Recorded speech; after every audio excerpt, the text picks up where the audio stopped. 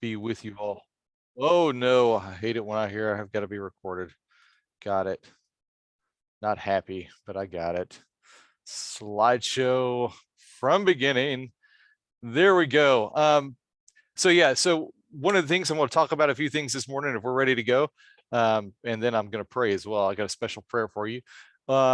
There's this workshop Saturday, September the 18th from 9 until 12. We're going to see if it's virtual. We're going to see if it's hybrid. So hopefully you can join that in person, but given the numbers, we'll say more about that, but you can register right now and we'll keep you posted for that. So today is a little primer of what is the Enneagram. What do you do with it? What is it? What are you talking about? As I said, my family, I still thinks I'm talking about the pentagram or some sort of Satanistic thing but this is not that. This is a great tool, and it is a tool. And I'm basing it in this retreat. I'm basing it off of Ian Cron, who's an Episcopal priest, psychologist, a music writer in Tennessee, and lives in Nashville, Tennessee. I'm basing it off his book, The Road Back to You. And I'm going to ask you to take the assessment with that book. I think this is a great introduction to the Enneagram. There's a lot of stuff out there. Kate Kyle's given me 3 or 4 things over here. I like Richard Rohr's book. There's a lot out there, but it can be very intense. There's a lifetime of material. This is a great way to start. And the assessment is pretty good. So that's what I'm going to try to introduce you to this today, and hope that you sign up for this retreat. So that's what I'm talking about today. And this is being put on by the Front Porch. You've heard about the Spiritual Life Center. We've talked a little about it, what it is. Well, we're kind of launching it now. And so the Front Porch is putting this workshop on. That's what I'm doing this. And you might say, what is the Front Porch again? We're going to have kind of our major kickoff will be Brian McLaren, who is the author of Faith After Doubt, a very good author, is on faculty at the Richard Rohr's school. Help me with the name of the school. I'm blanking on it. Center for Action and Contemplation, the Living School. I think that's it, right? So a great writer, talking a lot about the church and how the church should change in some ways these days, and to reach that audience that we have talked about, this folks who are spiritual but aren't religious. So there is on the left side, the Front Porch welcomes people along all paths who seek to deepen their spiritual lives. We offer contemplative practices, events, and classes rooted in Christian spirituality. That's a little reminder of what this is and what we've kind of been about for a couple of months now, and this is kind of the big launch and the big kickoff. And you'll see in the Enneagram, what I hope you see is this is a very popular book. It's on the bestseller. There's Ian Cron's all over everything. It's being used in corporate retreats. So somebody who maybe doesn't have an understanding of the church, this is going to be a great way to kind of help them learn a little more about themselves and perhaps even about God. And for those in the pew, if you've never heard of this and you come to church week in and week out, as I said in my announcements, if I could fly back in a time machine to the 23-year-old Wallace 20 years ago and hand him this book, maybe things wouldn't be different, but there would have been a lot less anxiety and a lot more growth personally and in my life and relationship with God. So it's been that revelatory for me. So we can talk more about the Front Porch and different programs we're doing, but these are the 2 big ones, 2 first ones kick off, and more to come. And so you'll be seeing that as the fall kicks up. I want to begin today with a prayer about roads from Thomas Merton. So the Lord be with you. I'm hearing it all. I'm not, but I'm pretending like I am. Let us pray. My Lord God, I have no idea where I am going. I do not see the road ahead of me. I cannot know for certain where it will end, nor do I really know myself. And the fact that I think I am following your will does not mean that I'm actually doing so, but I believe the desire to please you does in fact please you. And I hope I have that desire in all that I am doing. I hope that I will never do anything apart from that desire. And I know that if I do this, you will lead me by the right road, though I may know nothing about it. Therefore, I will trust you always, though I may seem to be lost in the shadow of death. I will not fear, for you are ever with me, and you will never leave me to face my perils alone. Amen. chose that prayer basically for the road, not knowing necessarily what's ahead of you or what's to come, but trusting in the presence of God. And I think this is the title of this is kind of the road back to you, a road to know kind of where we are is people of God, and as wonderfully created as we are, but also know that kind of as we do some self-examination, that God is with us, and God will never leave us. And the more we kind of know who we are, the more we understand how we are been created, and that God is glories in that creation of who we are. So this is, I think, a powerful tool. Definitely something Merton would have probably known and used. I've been listening to some of his lectures recently. So the book I'm going to be basing a lot of this off of is Ian Cron's The Road Back to You. You can buy that book. I recommend it. I've got it on Audible. Any way you read books, this is a great tool, and I'm going to be working from it, and that retreat will be based on this. So there's the book. You can find podcasts, you can find anything you want to with him speaking on it. It's out there. Is this going to work, or should I do this? Are y'all going to be able to hear this? I'm going to need to know some signs here. Yep, we can hear it. Perfect.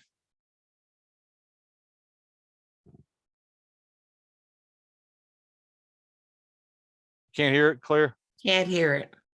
Oh. No, did you, when you shared your screen, did you remember to tick that little, I did not. Okay. Share screen. Wait, multiple. Share screen. Now optimize for video clip or share sound? Share sound, please. There we are. Technology day continues. Let's see if this works now. About the Enneagram. Give us just a book, wrote a book called The Road Back to You, and really exploring this tool called the Enneagram. So for the people that don't know about the Enneagram, give us just a quick little snapshot, which is, I know is probably impossible to do, because what I love about it is that it is such a journey of discovery or knowledge, as you would say. But give us a little bit of a snapshot of that, and even maybe why you love the Enneagram so much. So the Enneagram is an ancient personality typing system that teaches there are 9 basic personality types in the world, one of which we gravitate toward and adopt in childhood as a way of just coping and navigating this new world of relationships, right? And to get our needs met, right? Now each of those types has an unconscious motivation that powerfully influences the way that type acts, thinks, and feels from moment to moment. It also determines the worldview, the lens through which they see the world, right? And so knowing your particular style or way of being in the world is part of, a critical part of self-knowledge, right? Yeah. Going back to our earlier discussion. Yeah, and when did you fall in love with it for the first time? Oh, gosh, I was in seminary. Okay. I was getting a master's in counseling. So just a couple years ago. Just a minute. I went on a retreat to a Catholic retreat center in the mountains of Colorado, and I happened on a copy of Richard Rohr's book, The Enneagram. And I'm a curious reader, so I picked it up and I got into it. And I just remember thinking halfway through it, where has this been in my program? Like, I'm studying counseling psychology. I have spent a year studying abnormal psych, or personality development, etc. And here was this incredibly accessible and uncannily accurate instrument that, is it perfect? No. But is incredibly powerful and accessible for people. Like it doesn't take a 3-day technical retreat to figure it out. Right. And so many people have those aha moments. I know I did. Like, I'm like, it's almost spooky sometimes when you're in it, because there's things being revealed to you that you've never seen before. I mean, especially for me, it was the biggest part was where I went when I'm stressed. That was one of the things I was like, wow, now it's really kind of reading my mail here, like this is really, really getting to me. So that's where you see the power of self-knowledge at work, right? Okay. That's when you put wheels on self-knowledge. And what it becomes at that point is self-awareness. Yeah. Okay? Because what you're able to do now is hopefully observe your personality from moment to moment as you interact with other people. And you're hopefully able to monitor how people are reacting to you so that you can regulate yourself and love them in, in a more helpful manner. Sure. Does that make sense? Absolutely. And love yourself. Take care of Yeah. yourself. So in your book, Oh, there's a little clip. So hope you all enjoyed that clip. And again, as you saw Ian Cron talk about that, a little of what it is and how he kind of came to fall in love with it. He did mention Richard Rohr, who's got a phenomenal book on it. I will use that and kind of bring some of that into the retreat as well on September the 13th, who kind of introduced Ian Cron to it. So Richard Rohr was the way to go. So you learn a little about this, so what is this? I want to look at three things today. What is the Enneagram? Why is it an important tool? Why have I found it to be an important tool? And then kind of how can I learn more? I'll talk about the retreat today. So what is the Enneagram? This is straight from what you heard in the video. It's an ancient personality type system with an uncanny accuracy in describing how human beings are wired. And notice he mentioned that these are types of behaviors that we adopt when we were young, kind of our desires. We learn about our desires, what motivates us. You'll hear that language over and again. What motivates you? What gets you excited, and what kind of scares you as well. So you learn the positive things about yourself and the negative things about yourself. And I really think this is, so he uses this on corporate retreats. He uses this in C-suites and board structures, but he also, this is, we'll see in a second, has its roots in the Christian tradition, in Christian spirituality. And I'll get to some of that today about what we call the true self and the false self. I mean, when you're living a life in the spirit and when you're acting out of possibly some wrong desires. This helps you identify those. This is a tool. Is it luck? Is it something that's perfect? No, it is a tool. Let's repeat that over and over again. It is a tool. It is a tool, a very helpful tool. So where does it kind of come from? Richard Rohr will talk about it, that there's perhaps even pre-Christianity to some extent, but where you really see it, and where I said in my announcements today, with some of those desert fathers, what we call the early Christian spiritual writers. Evagrius would be some of those. St. Anthony, who's out in the desert by himself. These are folks that really influenced St. Benedict and the Benedictine model. So this goes way back for the Christian tradition into the 300s. Some think it's picked up by the Islamic wisdom tradition. The Franciscans definitely have some of it in 1200. Richard Rohr would say it, but the Jesuits, I think, have used it quite a bit recently and in spiritual direction, because there are 9 types, and I'll talk about these types in a second. And what they believe is that we all humanity can fall within these 9 types, somewhere in these 9 types. And is there a better one or a worse one? No. These are all wonderful types. We're different, and so spiritual direction. So if you were seeing one of these great monks in the desert and talking to them about your problems, they might be thinking through the lens of the Enneagram about your desires, about your fears, and be able to offer some wisdom to you. So that's where this material is taken from. So let me review quickly the types, and I'll go through them and kind of show you a little what we'll be doing in this workshop. You will identify your types, and I'm seeing the chat here, and I'll try to get to that. Okay. Yep. So let's talk about, so yeah, definitely. So thank you for that, Allison and Joe. Yes, couples do this. This is a great sort of thing to do, and I'll answer some of those questions at the end. Let's look at the 9 types, and I'll break them down. We'll start with the 9, the Enneagram, so 9 little points. And I'll tell you about what these little arrows mean. So 9 is the mediator, the peacemaker. If we have any 9s that want to self-identify in the chat, you can just say, I'm a 9, put it in there. You have the perfectionist, which is for number 1, which is maybe not, Ian Crom's going to use the word improver They're the people that go around. I'm married to one, so I probably shouldn't say that she's not watching, but they go around, they can see, she does environmental stuff. She's a sustainability person. She walks into a plant and she sees where everything is wrong and how to save money. That's why she's got a really good job. That's all she sees. And so we need that. That's what Ian Crom's going to say is that's her spiritual superpower. So you're the one, you have this internal critic. We'll talk about that. So you're the perfectionist. So if you're a one in the room, you know that, just you can identify in the chat as well. Then they're the twos. They're the givers. They're the helpers. They're the people that know what you need before you even know yourself. They're the supporters, the helpers. They're out there. Then you have the three, the performer, the achiever, the person that they're only going to get on the playing field because they know they can win. They're probably not going to get on there until they know that they can win. So if you've ever competed against somebody like that, or that will try to beat you, we're not going to stop playing this game until they win.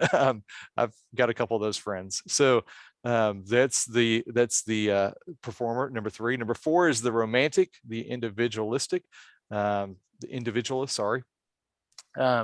So if you're a three or a two, go ahead and put that in the chat. If you're a four, the individualist, the romantic, they're kind of the creators, they're the writers, they're the songwriters, they march to the beat of a different drummer.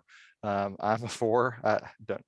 There's parts of me that wonder why, but I do now know, now that I read it.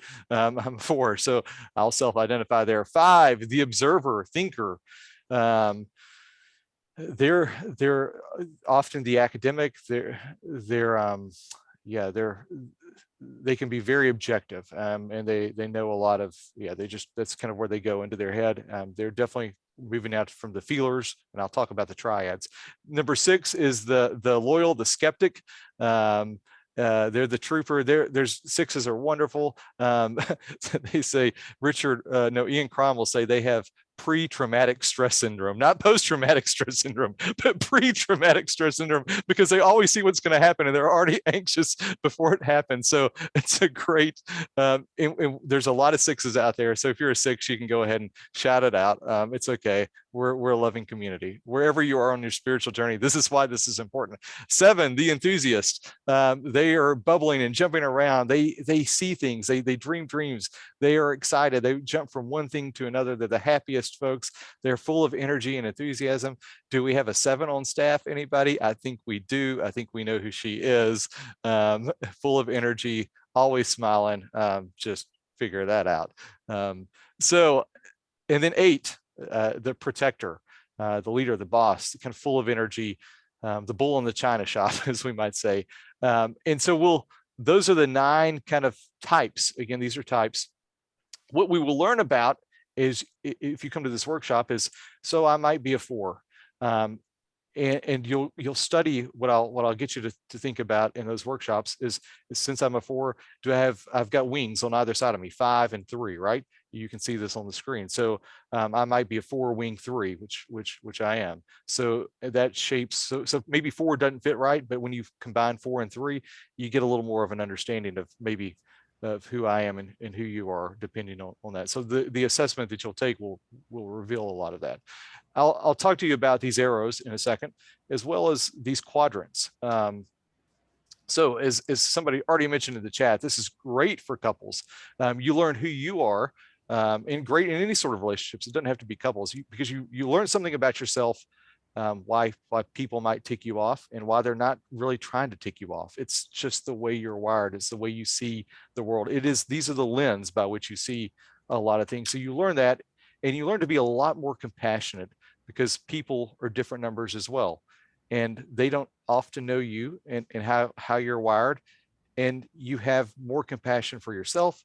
You have more compassion for them, because you start seeing who they are. And then God's definitely a part of this as well, because I'll talk a little about that and how we can use this in our spiritual lives. So go into a little more detail. So the triads here, we'll start at the top again. So 8, 9, and a 1, the gut triad.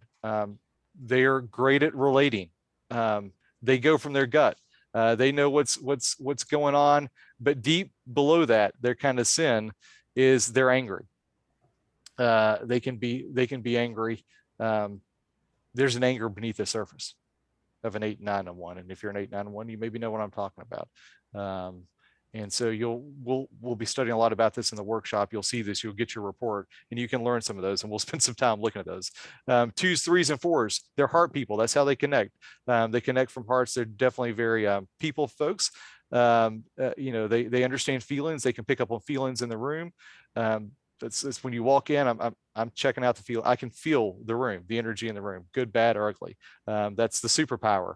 The downside, the sin, is shame. That can be one of the things I feel deep inside. So you're starting to kind of see how this can be helpful. Where's the superpower? Where's that kind of the sin that kind of haunts you?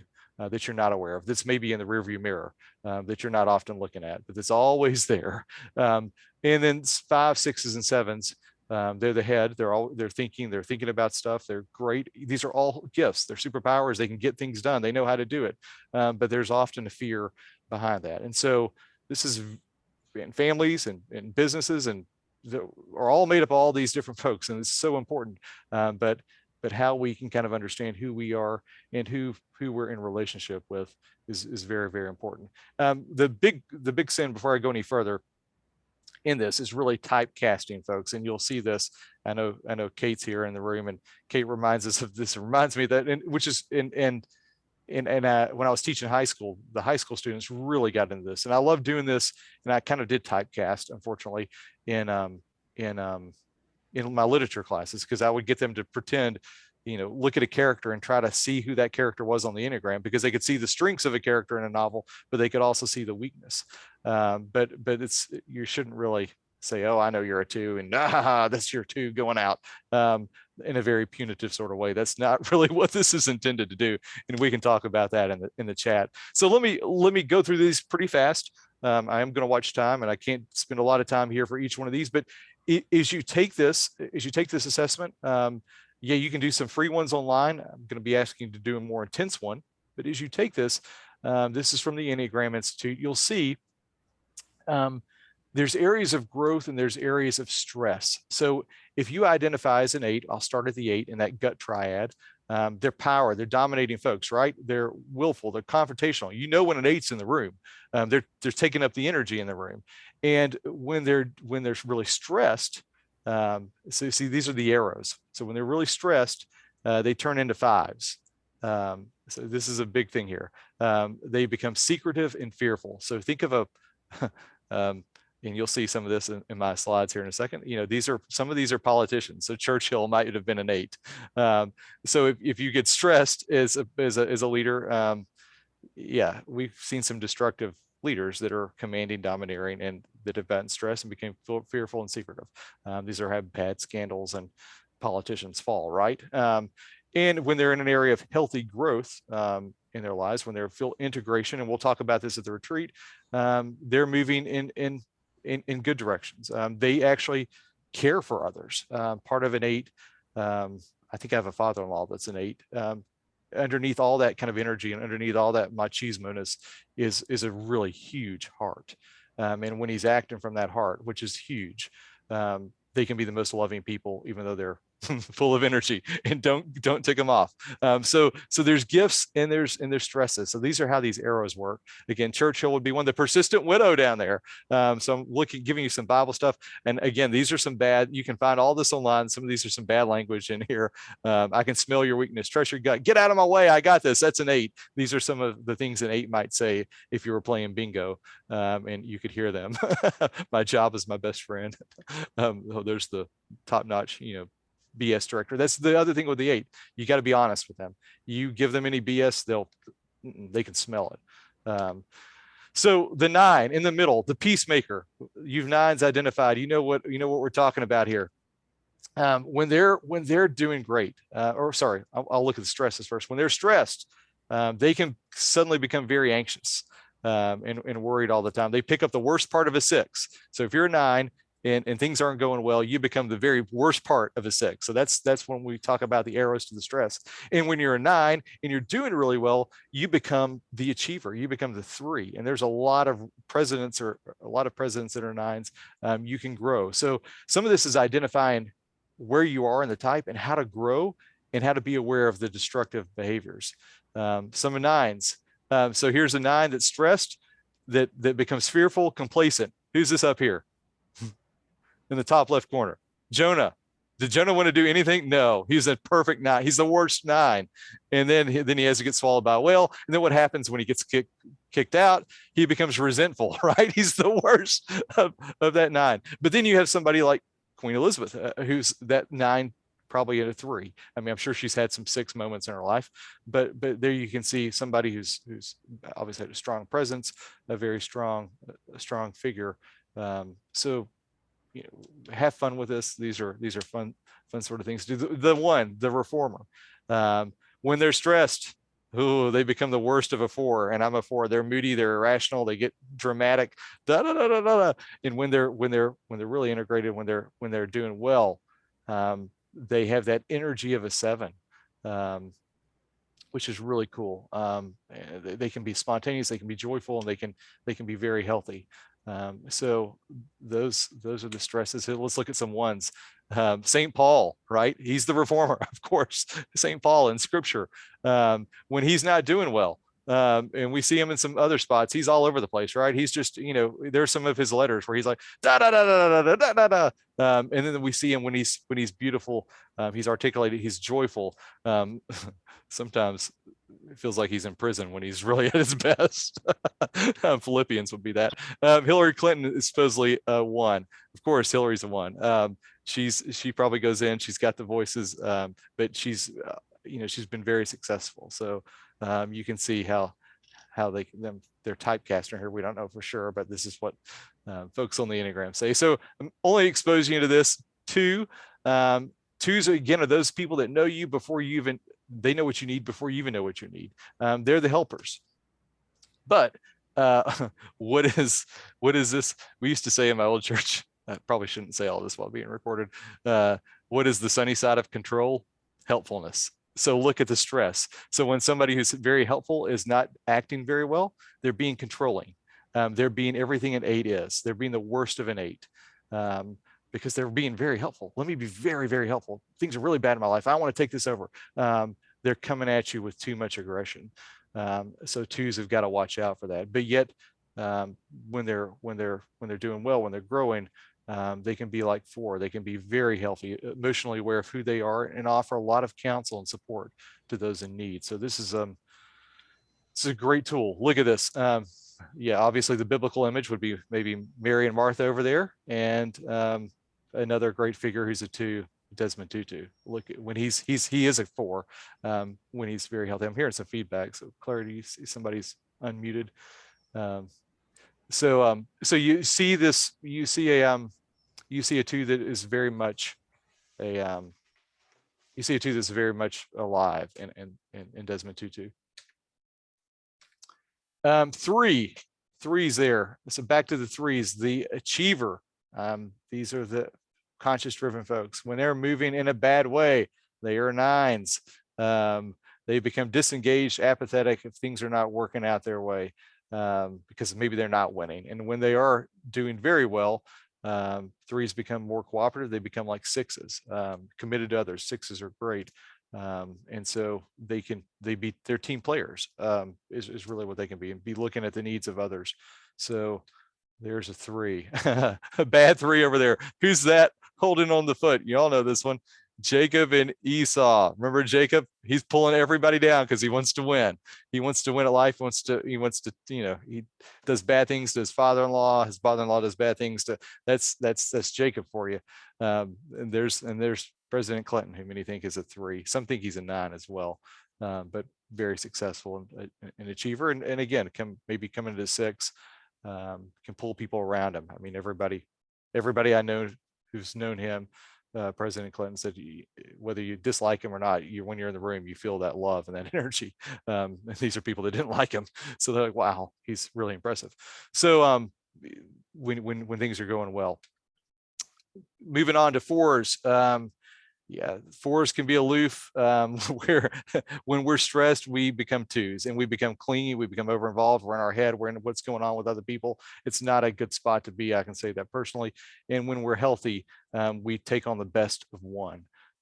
We become more objective, we become more principled, we get out of our hearts and our heads and actually produce something. And so here, there you go, Joseph in the Technicolor Dreamcoat, and he's a 4 because he's special, right? He's got the special coat. And then look at somebody like, and we see that, we can see how destructive that is, right, in the first part of Joseph's life, and how he kind of really takes who he is and channels it in the right way by the end of his life. He's sitting in a very prominent position because he's kind of become a 1. Taylor Swift, she's definitely your 4. She writes her own music. She's just who she is, right? To 5s, head folks. I'm moving through this pretty fast. You'll learn more about this when they're growing. When they're stressed. They become hyperactive and scattered. They're the intellectuals. They're very cerebral. You'll see they're intense and that, but they can become the scattered professor pretty quick when they're stressed. But when they're moving toward growth, they can definitely become these 8s. They can become confident, decisive leaders. So 5s can be very, very strong. I think I don't want to talk about, well, our staff folks, but I think Dave was an 8. Dave definitely strong leadership. You can see how he's a 5, and in his strength he was an 8, a very good leader for this parish. So we celebrate him. Bonhoeffer, a scholar, but very strong leader as well. Perhaps even Doubting Thomas there. No, Doubting Thomas should have been over to 6. Sorry, I put him in the wrong spot. Bonhoeffer would be your 5. 6. 6s are the anxious. They're committed, but they're security oriented. When they're at their worst, they become stressful, like a 3. They become competitive. They become arrogant. When they're at their best, they take on that 9. They grow in the right direction. They become relaxed, optimistic, like a healthy 9. So there you see in some famous 6s, Diane, Princess Diana, there she is, and even Peter. So I think that's Peter over there.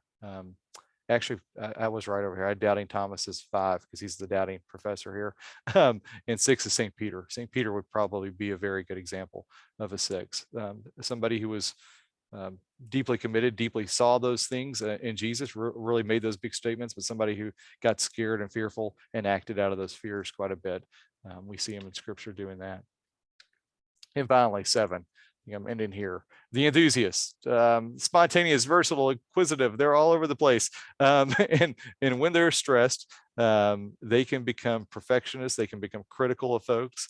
They can connect at very high levels, but they can bring that intensity in bad ways to their work and to who they are. And when they're growing, they can become focused and fascinated by life, and they can become like that healthy 5 in very positive ways. Robin Williams was a 7. Perhaps St. Francis was a 7. So that's a little about the tool. Maybe you've seen yourself, maybe identify who you are on there, and you've seen some of that, and maybe some of it spoke. If this is totally new to you, that's the Enneagram. What you would learn in this workshop is how to go really a lot deeper, a lot faster. I just kind of touched the top of it. Those are those arrows. So maybe you say, I thought I was a 3, but now I see I'm a 2, but in those arrows kind of sounded right. And those are ways to know a little more. Why is this important? It is a tool. It's not the answer to solving all of your problems in life, but it helps. What I found this to be is a tool for understanding who I am, the good sides and the bad sides, the sides you don't really want to see about yourself. People who've done this say it's like reading your journal. As you heard in the video, the guy said it's like somebody reading your mail. I find that to be terribly true. And I also think when you realize, and this is what John Calvin said, when you realize who you are, and many other theologians, you have an awareness of who God created you to be and kind of how to grow. This is the other aspect of this, how to grow spiritually, how to be integrated spiritually, and kind of how God might be calling you to move in different directions and to really grow. So it becomes a very important tool, I think, of self-knowledge, but also spiritual growth. What that true self says, who God has called you to be and how to live in this world, and that false self, who you kind of secretly become, those masks that we wear because we think we're supposed to do this. It identifies that, and it's painful. It truly is. So this is a fun tool. You will laugh at yourself, but you also will get really hurt. Rowan Williams talks a lot about self-awareness. To sustain yourself spiritually requires disciplines of self-awareness. Now, that doesn't mean you can't be a disciple without continual intense self-analysis, but routinely I'm capable of looking at how I'm thinking and how I'm feeling with a bit of distance, a little coolness. And this Enneagram, I think, provides me, I love these words, that distance and that coolness to examine my own decisions and how I'm feeling. Am I capable of continuing this, of taking my intense feelings, both positive and negative, out of the depths of my gut for a moment and put them where I can look at them and where Christ can look at them? So there's a lot in which this tool, this Enneagram tool, can help you do that and offer those things to God. I know I'm running out of time, and this is my last slide, I think, here. This idea of self-awareness, I think, is extremely important. Solomon, just 2 weeks ago, I think, or last week in our scripture, what did he pray for? That great prayer at the temple for wisdom, for that self-understanding. I mean, it's the kind of Socrates or Aristotle there of self-knowledge is what Solomon wanted. Solomon, of course, had seen his father and King Saul both have train wrecks. So he wanted that wisdom and that self-awareness. Look at the end of Luke's chapter 2. This is the story of Jesus's birth and Jesus at the end of the temple. What does Luke say Jesus did? He grew in wisdom. What does that look like? We don't really explore that. I think this is the Enneagram kind of helps you understand that. I think in Jesus, by the way, Jesus is kind of the embodiment of it. He's got all 9 types, but in him we see what it is like to become aware of who he is and what he's supposed to do. And even in those moments in the gospel where he doesn't really want to do what he wants to do, part of his self-awareness is working through that and moving through that. Paul, Romans chapter 7 is, I think this is the last image on the right, is the total example of why the Enneagram is important. Remember what he says? I'm not a good Baptist here, so I'm going to try. Why is it that I do the very thing I don't want to do? Remember that in Romans? I notice I do the very thing I don't want to do, and I know what I'm supposed to do. And this is kind of this inner struggle that he's having with himself, and he's bearing it all out there in Romans 7. I think this is what the Enneagram teaches us. I get into these patterns of behavior, and I don't really know why I'm doing it, but I know it's wrong, and I know I'm supposed to live a different way. And I think this is why this tool is so extremely important. So I invite you to be a part of this workshop on September the 18th to commit and to kind of learn more about yourself, maybe buy this book and take this assessment. So here's the assessment. You'll see when you register, Claire has already set all this up. When you register, it's going to say, hey, thank you for registering. Now your only requirement is to go onto this website, and we'll give you the link, and take this assessment here. And you'll see, it's a $60 assessment. I'm still trying to get a code, but I haven't gotten one yet. They're supposed to email me to see if I can get a little discount on it. We're going to do the standard one, $60. It's going to give you a 20-page detailed report, more than you want to know. But that's how you will prep for this. It's going to tell you a lot, and it'll come there. You're going to answer 175 questions, and it's going to take you 20 to 45 minutes, and then boom, you get that report. You're going to want to read it. You're going to want to spend some time with it. You might even want a glass of wine. But that is kind of what's involved. Now, if you've done something like this before, if you're very trained in this and just want to come, that is fine. Bring that report with you if you've done something like this. I don't want to make you take another one if you spent $30 or $40 on some other report. But I'm going to be working out of his, since I'm working out of that book. And so I encourage you to take that.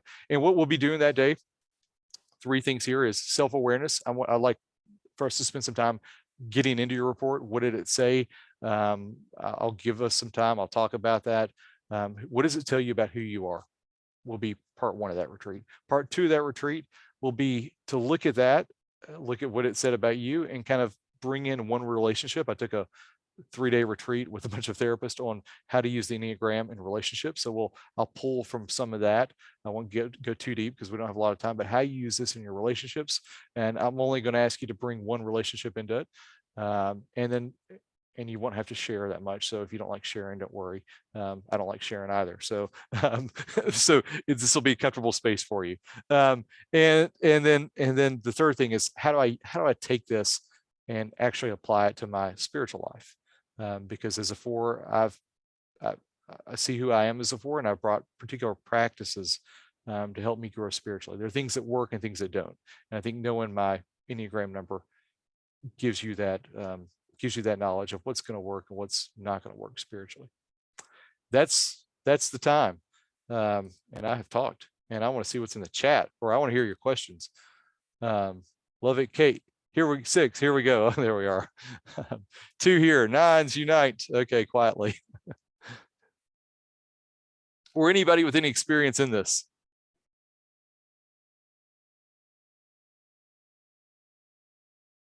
No. Oh, good.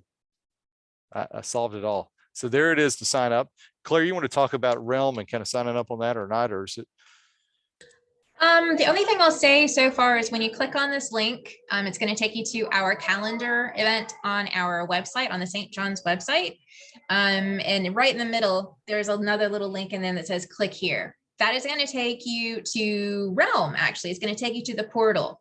And what it's going to ask is you're going to want to register for the event. You're going to give your name, and then you're also going to give your email address. Now, if you haven't logged into Realm yet, it may say, hey, I know this email. You should be logging into Realm.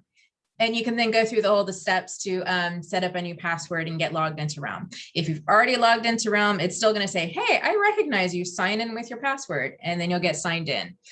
You can invite guests to this. If you want to bring your husband or your wife or your partner or your friends, or you got someone who goes to someplace else who is really, really keen on this, send them the link. They are more than welcome to register. The more the merrier. But that is how it works. If you have any questions about Realm, and I am going to be a broken record about this, I'm really sorry. I am apologizing in advance for all of the messages you're going to be hearing from me about Realm. But please just send me an email or give me a call and I'll help you get set up. But visit that link and that will get you signed up.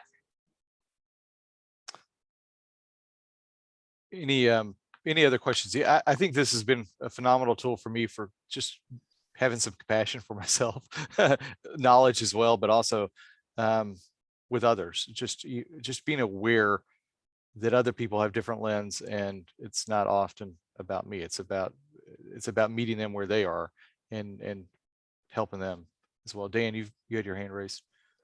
Just a real quick question.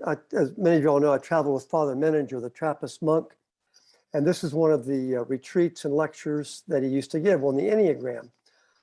And just a quick story, and I just want to echo what a fine job, Wallace, you've done here today, and it's a great tool. But Father Meninger used to teach the Myers-Briggs in Jerusalem when he taught over there back in the late 90s. Someone introduced him to the Enneagram. He stopped teaching the Myers-Briggs, learned the Enneagram, and was teaching it ever since. And one thing that he said about and by the way, I'm a social 2 with a 1 wing. So that'll tell you the good and the bad about Dan. But the thing and William was a 1 with a 9 wing, okay? So, and he always said God was a 1, and I would always remind him that Jesus was a 2. But what William said about the Enneagram is this: the Enneagram teaches us true humility. Mm-hmm. Yes. What is humility?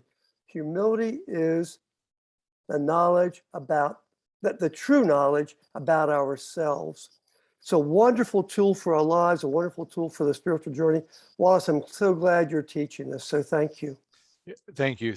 I think it's a great tool, applicable in a lot of ways. And I mean, it was really fun to watch when I taught high school, students getting into this, and kind of an opening up of the self-awareness, but also kind of that spiritual depth in their own humility as well, Dan. I think it's hard to teach when you're in your teens or 20s what humility looks like, but they became aware of it. Like, this is my superpower, if you want to use that language, and this is my kind of deadly sin. And so when we come to confession, I kind of know I already kind of know where that is, and what's laying on my heart. It's a phenomenal tool, and it is a tool. So just remember that it's not the law, and it's not everything, but you can see why from 300 the spiritual fathers and mothers have really utilized this. And you can go as deep as you want to go, but I think even a small introduction is a great way to start. So I hope you get the book. I hope you attend the workshop and just let it be the beginning of a new journey. Thank you all for your time today, and I look forward to seeing you soon. Blessings. Toodles. Bye-bye. See you.